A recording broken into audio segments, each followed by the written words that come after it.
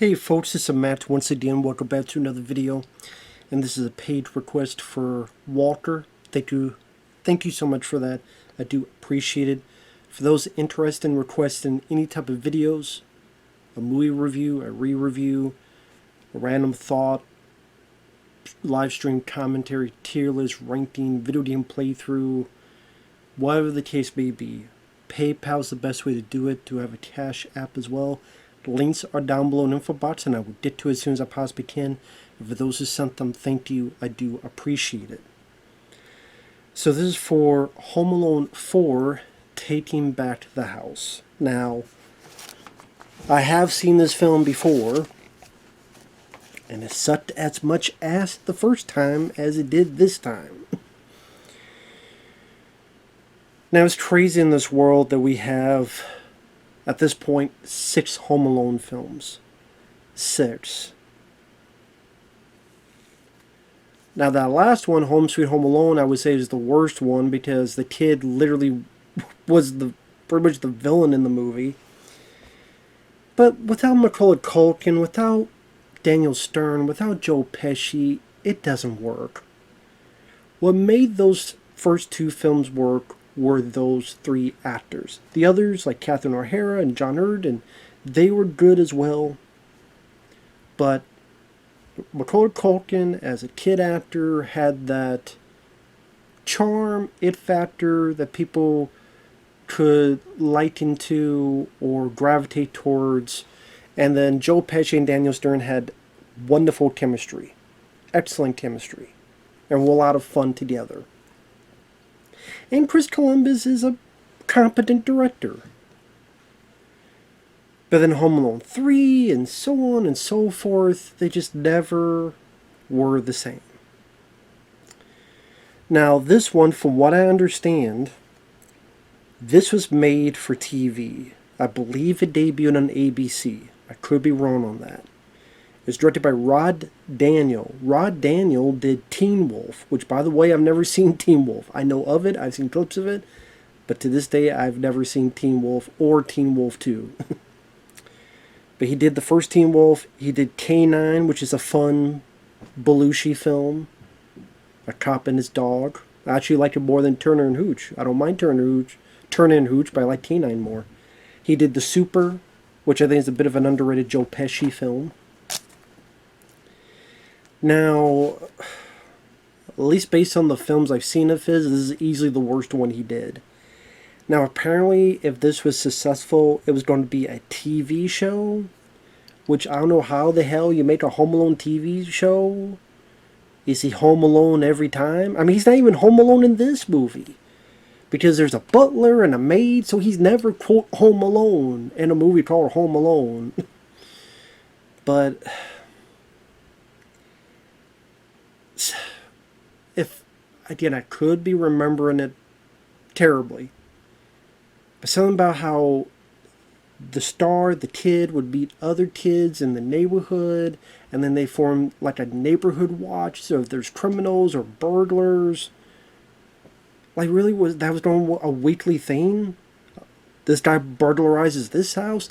This must be the worst neighborhood of all time, though, then, if every week there's a damn burglary. Shit. So this was never going to work as a TV show, and it didn't even work as a damn film. Because it's that cheaply made-for-TV vibe from the look of the film, from the acting of the film, the cartoonish sound effects at times, the low production value. Again, this was never going to work. Also, it's a bit weird because at least the third film was its own movie in terms of it did not bring the characters of the other films into it. It just created its own new characters. Here, it's Kevin McCallister, Macaulay Culkin's character, but it looks nothing like Kevin McCallister. The age is different. He looks younger here than he did in the first movie. They also lost some siblings or disappeared into thin air. Maybe that fucking aliens from the Forgotten got him and zapped him in the air. That's a reference all 3 of you would get. You remember that Julianne Moore movie, the guy where people just got... People are like, no? Okay, well, there you go. Just me and you will. Me and the camera will remember that. But yeah, the seven just got disappeared into thin air. What happened to Hopper? Were they still alive? They just disappeared. Because all there is Kevin, Buzz, who looks nothing like Buzz, talks nothing like Buzz. Kevin, Buzz, and one of the daughters. But there were two other kids, Lenny and Jeff. And they're not here.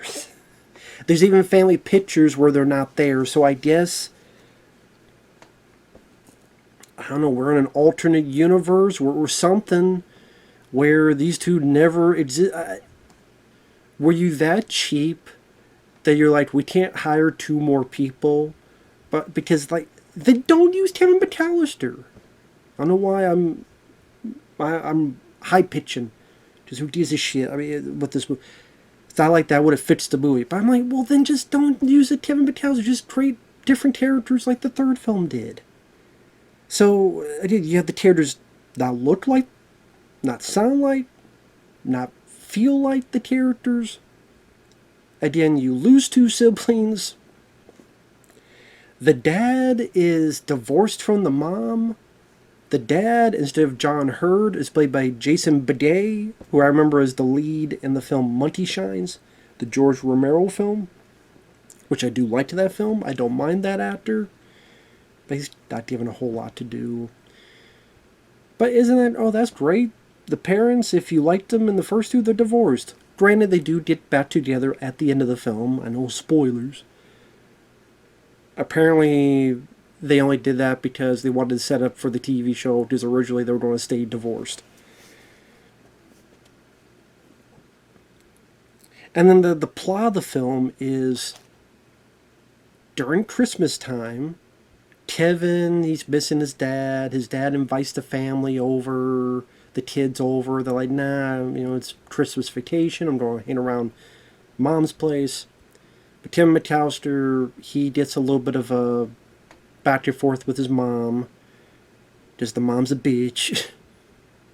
The reason I say that is because we literally witness a day where Kevin gets completely bamboozled by Buzz, by his bullyish brother.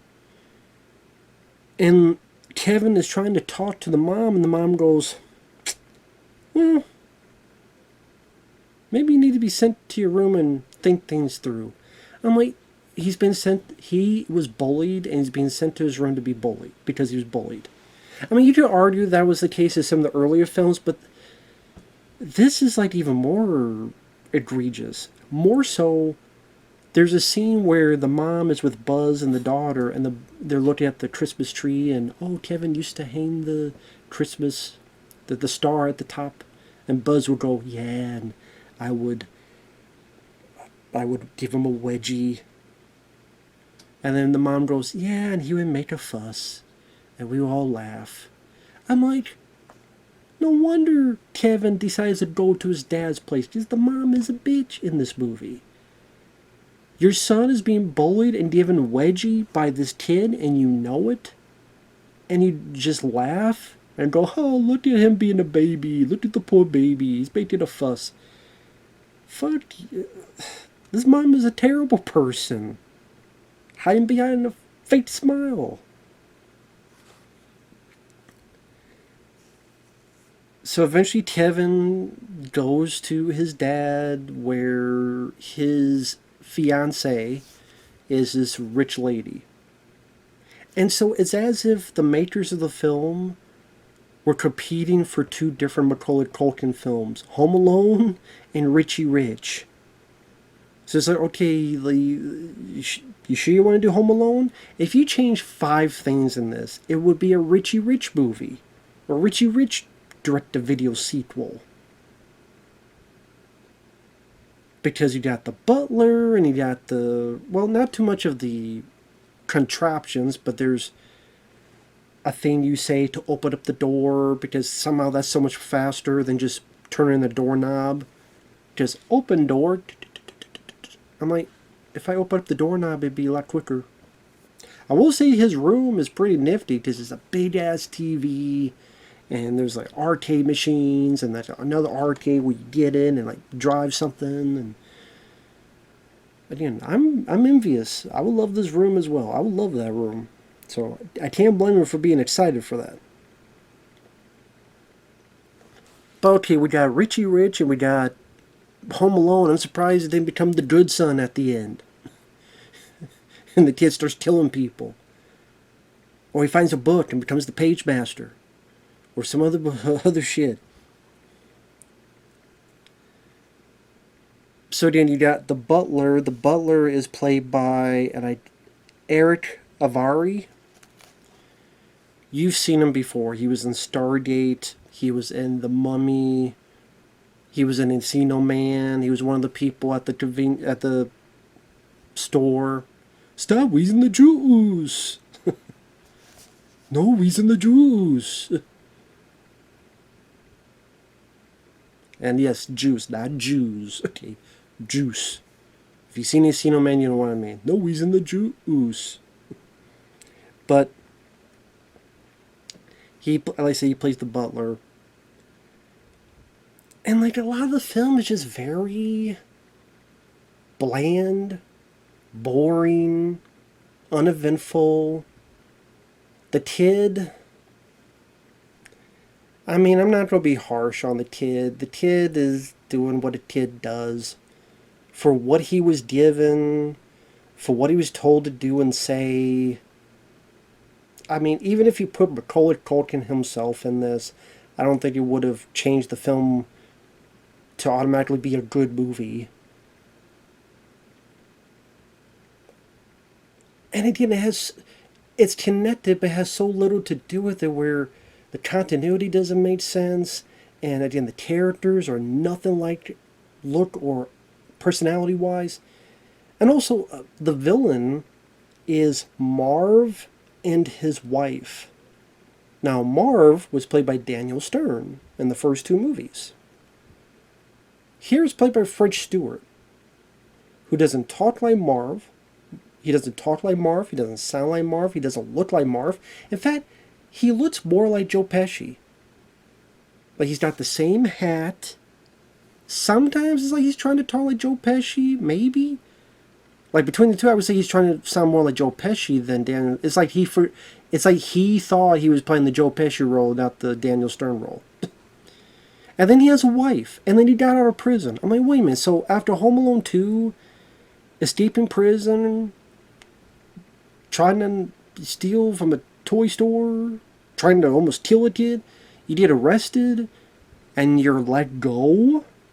Because they never stated he escaped. He was let go? What kind of justice? Well, some would say realistic. And then also he got married? When the fuck did he get married? And he got out of jail. And he looks like Joe Pesci's Harry when he's supposed to be playing Marv. And French Stewart, like, his accent, don't even know what accent he's going for.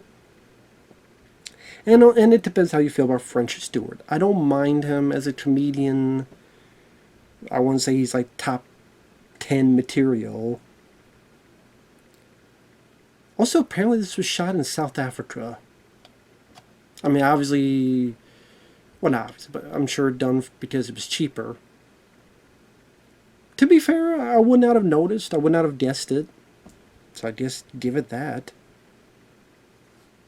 I mean, was it really that much cheaper to shoot in South Africa? Really? If that was the case. Unless that was something info people made up.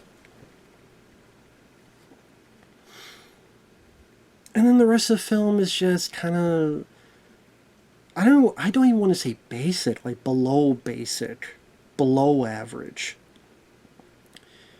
French Stewart and the wife, they go in. Their plan is the rich lady's house, who's again the fiance of Kevin's dad. She's going to have this party. During the party, there's going to be a royal prince. French Stewart and his wife wants to kidnap the prince. So I guess they go into the house before to look at the place. Why they don't try to kidnap him somewhere else, I don't know. But like in a car, well, okay, you don't try to kidnap him in the house, I guess, because that's, you know, no problems will happen there, I guess. I mean, apparently to them, in their eyes. So I'm looking for my, oh, it's over there, for my glasses. Who gives a shit? I know. And the traps here are very uncreative, very tame, and not as much as you would think. You would think, okay, they don't have the addition of it's a rich house, contraptions, inventions, really use the technology against the robbers, or in this case, the kidnappers. Not really. The kid does something to the shower and blasts the two of them out. There's a scene where they're trying to rappel down and something happens and the hook kind of goes at French's crotch, and then he's plastered at the window and goes out the window, and then the two fall. And then at the end of the film, not a whole lot. I mean, the kid uses a plane, a drone, to fly at French's crotch.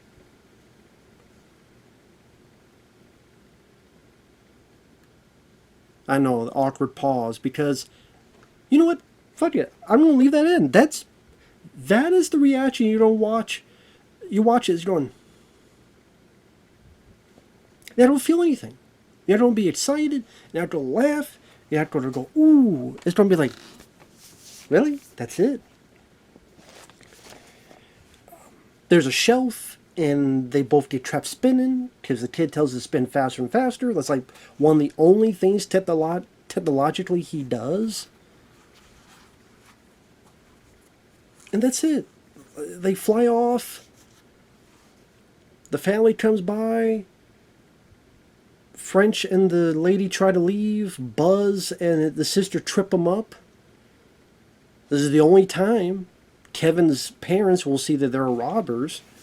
Now, I would think, would Kevin McCallister have told his parents before about these people? Because he tries to warn his dad, and his dad doesn't believe him. And I'm like, okay, so he definitely hasn't told his family. But even then, I know these films are fantasy, but think about it. Home Alone 1 and 2. Cops have come to your place to arrest criminals that have robbed and tried to kill you and done a shitload of stuff.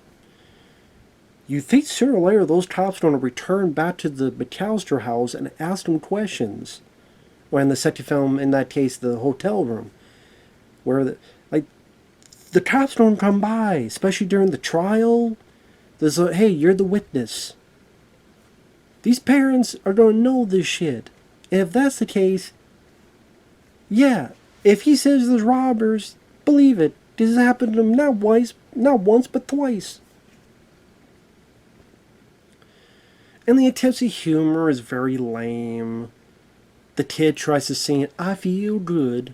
Or I should say, he mouths the words. I feel good. Or him and his dad are decorating a tree, and the soundtrack is like a hip version of Jingle Bells, Jingle all the way. And the director a few times tries to do this handheld thing where he's like trying to push in and out, like close to the actors' faces and then close to that, and he's like doing this. I'm like, you really, really trying to get the audience motivated, aren't you? Where's your motivation? It ain't happening, guy. I'm sorry. Because, number one, no one asked for Home Alone 4. No one asked for Home Alone 3, let alone 5 and 6. Number two, when you don't have those actors from the original, people are not going to give a shit. The script is fucking terrible to repeat. If you have an inkling of the original, you know how none of this makes sense. Why does Marv, look like Harry? Why did he lose 2 siblings? Why is nobody looking, sounding, thinking like their characters before? They didn't even try. Why are you not going... ape shit with the traps. It's very, very tame, very, very blasé. And there's other stupid shit in the script. So there's a point where the dad is with the fiance. The dad yelled at Kevin because he doesn't believe Kevin that there were robbers or kidnappers there. So while they fuck off, Kevin is there, and comes to find out that the maid is working with Marv. In fact, I think it's Marv's mom. So Kevin and the butler put into the basement. The butler remembers he's got a fucking phone. Doesn't call himself because he's a grown-ass adult. He gives it to I think the kid said he was 9 years old or something. If you have a phone, why are you giving it to the 9-year-old kid to call? Why don't you, the adult, fucking call? Also, why don't you call something called 911? Not 912, not 955, not 818, not 1-800-91-1. They don't call 911. The kid calls his home, but his brother picks up, and then he tries again. Then he finally gets his mom, but it gets cut off. I'm like, why don't you try 911? Help! There are robbers here at blah blah blah. Come quick. We're in the basement. But I guess there wouldn't be a fucking movie. And they never explain why he can't call 911. How you do it? Maybe he's called before and, well, okay, go over there again and maybe a prank call, but go over there. But that's not even the case here. And then again, you have an uneventful finale. They don't, again, like, and it's crazy because the rich house, there's like a big open space. It seems like there's a lot of stuff you could set up for traps and stuff. Maybe there's a spiffy room, like someone with the arcade machine, like Marv wants to play because he's just, child mindset, and he gets shot, or the thing blows up in his face, or he's looked at the TV and then all the TVs fall on him. They sound like, but they don't. So you get a boring, lackluster, lame as fuck movie that does not connect with the previous and is an insult to the name. I'll give it this above the last one. This kid did not seem like Lucifer compared to that fucking British kid in Home Sweet Home Alone. And honestly, the other one, the Holiday Heist, I don't remember a damn thing about it. But take that for you will. Just holy shit. And to repeat, he ain't even home the fuck alone in this one. He's never home alone. There's always someone there, like the butler. So it's just false advertising. Here's another thing. Why does Home Alone, why does it always have to take place on Christmas? Can't you try, I don't know, 4th of July? Like, try another holiday. Or just don't make these fucking films anymore. Just no one's asking for it. That's why they get like a 2.6 on IMDb.